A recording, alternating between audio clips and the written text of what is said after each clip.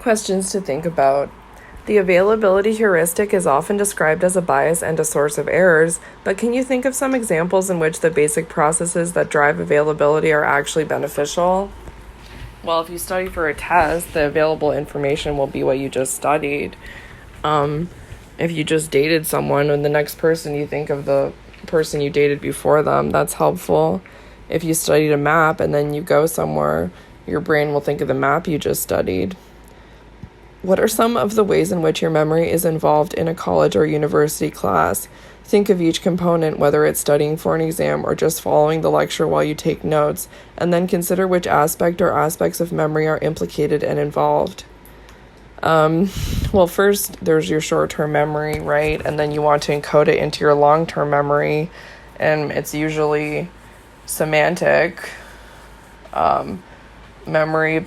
long-term memory about facts, but because you're in the university class itself, you're also encoding like the episodic memory of being there.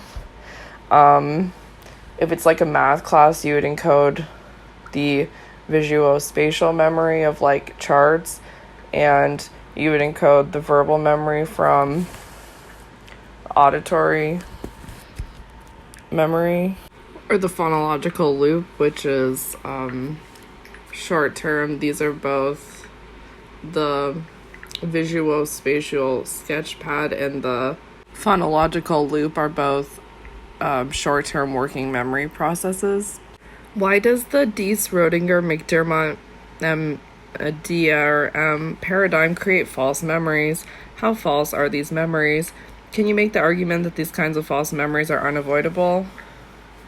So you misattribute.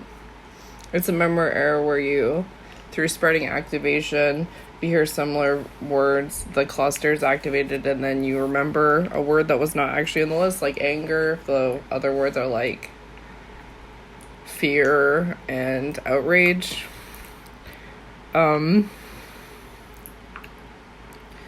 How false are these memories?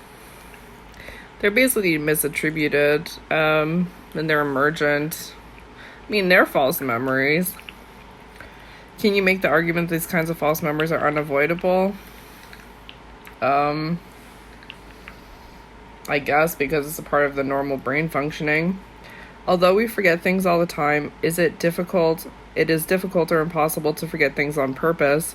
How does the organization and function of our memories make this difficult? Well, once you encode a memory into long-term storage, you kind of just have to wait for the memory to like depreciate over time. And if it's an emotional memory, then it kind of sinks into your brain. It's harder to get rid of. So that way you can't just get rid of a memory on cue.